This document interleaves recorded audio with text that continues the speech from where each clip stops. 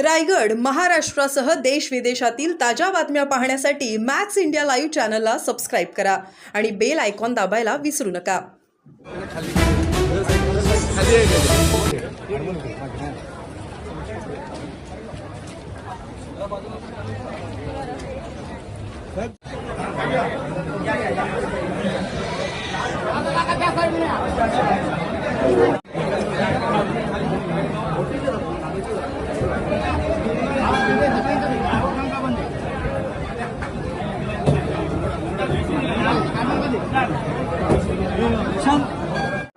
साहेबांनी या ठिकाणी केला. त्याचप्रमाणे 2 वर्षापूर्वी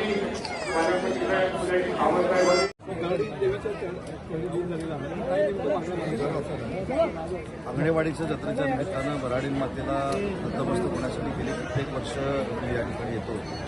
आज विलक्षण योगायोग आहे की निलेशजी आमदार झाल्यानंतर त्यांच्या समवेत मी या ठिकाणी आलेलो आहे आणि दर्शन तर घेतलं आहे की भविष्यामध्ये कोणावरच संकट येऊ नये ही प्रार्थना देखील आम्ही देवीच्या चरणी केलेली आहे. आणि अंगणी कुटुंबियाने ज्या काही विकासात्मक मागण्या केल्या आहेत, ज्या निलेशजी शासनाकडे पाठपुरावा करणार आहे, त्यांचं सहकारी म्हणून मी असेल, नितेशजी असतील, आम्ही त्याचा पाठपुरावा करू आणि त्यांना अभिप्रेत असलेला विकास या परिसरासाठी करू. राजकीय प्रश्न आता इथं पत्राचं आज राज ठाकरेंची भेट घेतली काय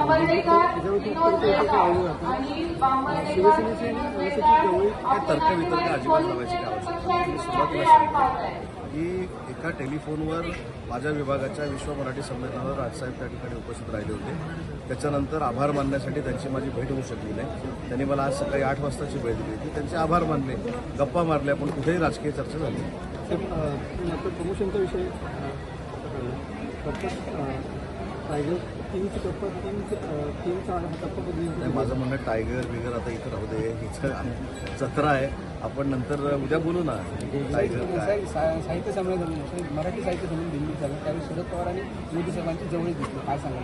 मला असं वाटतं की भारताच्या राजकारणाची ही संस्कृती आहे की ज्येष्ठ सहकारी म्हणून त्यांना खुर्ची त्या ठिकाणी त्यांचा पाण्याचा ही राजकीय संस्कृती आहे. त्याचा आदर्श काही महाराष्ट्रातल्या नेत्यांनी घेण्यात म्हणून मला असं वाटतं की आजूबाजूला बसले हे ताबडतोब जवळीक झाली. आजूबाजूला बसले आणि ताबडतोब काही आता ताबडतोब उद्या परवा काही वेगळं घडेल असं नाही. तर मराठी भाषेला अभिजात भाषेचा दर्जा मिळाल्यानंतर दिल्लीच्या तख्तावर होणारं पहिलं ते साहित्य संमेलन आहे. त्या विभागाचा मंत्री मी आहे. आता मी इथनं तिकडेच चाललेलो आहे. मला असं वाटतं की त्याचं उद्घाटन नरेंद्र मोदी साहेबांनी केलं. याचा अर्थ मराठीच्या संदर्भातला फार मोठा निर्णय जो नरेंद्र मोदी साहेबांनी घेतलेला होता त्याचा आभार देखील मानण्याची संधी आम्हाला मिळाली. त्याच्यावेळेस स्वागताध्यक्ष शरद पवार साहेब ताबडतोब सिक्वेन्स जोडण्यात काही अर्थ नाही. ठीक आहे.